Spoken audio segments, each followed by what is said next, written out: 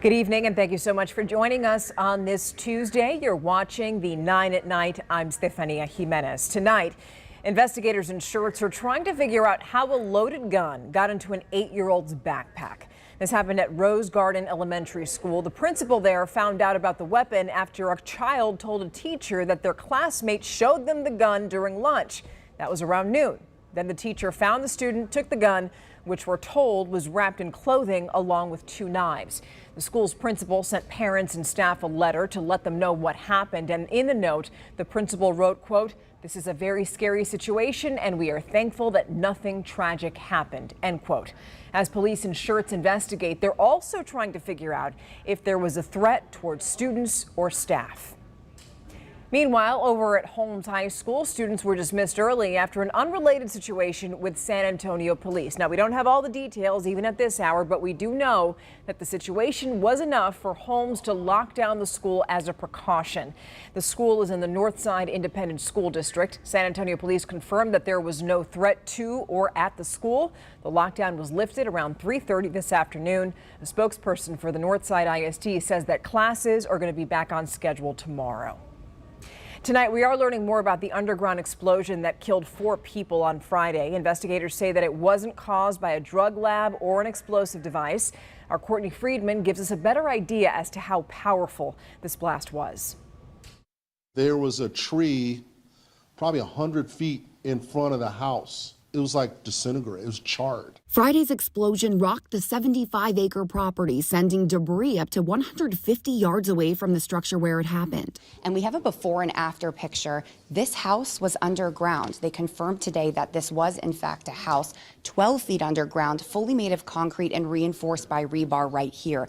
The chief told us today that there were 2 victims found inside the house and 2 outside. While drug labs and explosives have been ruled out, investigators are looking into a possible gas leak. We did have some reports from some of the people that were on property several hours before the explosion that they smelled gas.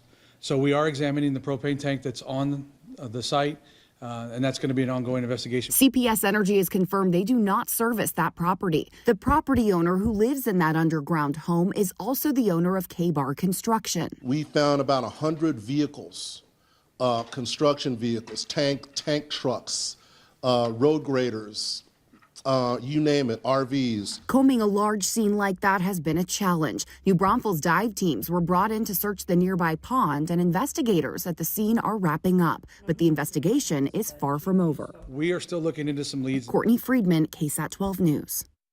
So today we also learned that crews found 6 dogs on that property. They weren't hurt, and we're told that they are now back with their owners. Emotional testimony from a sheriff's deputy who lost his 2-year partner in a confrontation with a man waving a gun. Today we learned why the Bexar County K-9 Chucky wasn't wearing his protective vest either. Now, the handler who cared for and watched over Chucky told jurors what happened at the scene after a chase with Matthew Mireles.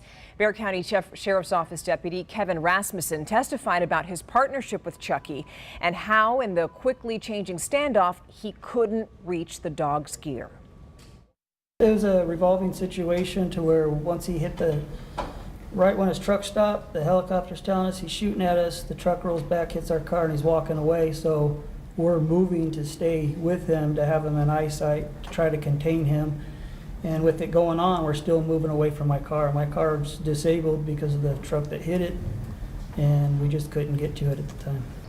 So now the jury is going to decide if Matthew Mireles was responsible for the dog's death. The Bexar County Medical Examiner's Office is trying to identify the man who was hit and killed on Highway 90 this morning. Specifically where it happened, it was just east of Loop 410. Happened around 6 this morning. Took San Antonio police a while to process the scene because the evidence had been scattered across the highway lanes. The car driver told police that he lost control after trying to avoid a discarded kitchen sink on the road. But investigators say it's still unclear as to how the victim was hit. The car ended up facing the wrong way and had lots of damage. San Antonio police are also trying to get leads in the murder of an Army veteran who was killed exactly 2 years ago today. Someone shot 27-year-old Bernard Terry the morning of December 13th of 2020 in the 17,400 block of Judson Road near George Cooper Street. Back then, his family told us that he had been gunned down on his way home. When officers got to the scene, they found Terry's car stopped right in the middle of the street. Someone shot Terry in the head. At the time, witnesses saw two cars speeding away from the scene. One is a white or silver sedan with a loud exhaust system. The other was a black or gray car, possibly a Dodge Charger. If you have any information that could help police solve that case, call Crime Stoppers. Their number's on your screen. It's 210-224-STOP. Now let's switch gears and talk about cooler temperatures. Meteorologist Adam Caskey has been telling us for a while it's going to get colder, and now here's the forecast.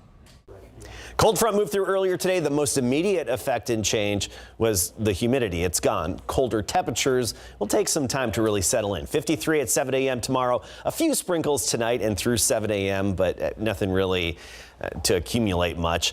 By noon, sunny most of the day tomorrow. 67 the high, but windy. A northwest wind at 10 to 20, higher gusts. You'll especially feel the effects of this cold front Thursday morning. Jacket weather, 38 degrees at sunrise, then sunny and 67. Friday morning, we're back down in the upper 30s and a high of only 62. It gets even cooler this weekend. Saturday, cloudy, a few light showers possible, but a high of only near 50. Okay, so before you even think about complaining about the temperatures, just look at what people in North Texas had to deal with. Look at that roof. Damage from severe storms. At least 5 people had to be taken to area hospitals. Dozens of homes and businesses were also damaged. The area of Grapevine, which is what you're seeing here, was hit pretty hard. A Sam's Club, Walmart, and the Grapevine Mills Mall had to close for the day because of all of the damage. Now the question is whether the area got tornadoes, whether this was the work of tornadoes. Well, they can't answer that right away, so the National Weather Service is there in Grapevine trying to investigate to get an answer. Back here at home, things could take a turn in the right direction for the housing market in San Antonio. Recent data shows positive growth for next year. Home sales are anticipated to climb 2.5% in 2023, with average prices increasing by 4.6%. That's according to Realtor.com, which analyzes home sales and price data for the nation's largest metros. Now, this prediction growth in pricing could mean a rebound for the San Antonio market after home prices dropped 5.5% since June. Now, to see how San Antonio's prices compare to other top Texas cities like Dallas and Austin, you can look for this article right now on KSAT.com. Now, we have a few recalls to tell you about tonight. The first being a COVID-19 test brand that's giving false negative results. The brand is called Detect. The company making the tests is voluntarily recalling more than 11,000 kits. The test is an over-the-counter nasal swab. The 3 lots of tests were shipped to customers from July 26th to August 26th. The recall is being done out of an abundance of caution. The company's giving refunds. Customers just have to head to the FDA website to get more information. Also, Subaru is recalling more than 270,000 SUVs that have a risk of catching fire. So as a result, owners of Subaru Ascent SUVs model year 2019 through 2022 are urged to keep their vehicles parked outside, away from garages and other structures. The car maker is also telling people not to leave their vehicles unattended while the engine is running. The company says that an electrical grounding bolt connected to the cabin heating system may have been improperly fastened. So if you notice a smoke or some kind of a smell coming from the dashboard or the pedals while you're driving, just pull over, ask for help. And if you own one of these, you should be notified within the next 60 days so that you can get this fixed for free. We're out of time. The 9 at Night returns tomorrow. Have a beautiful night and stay warm.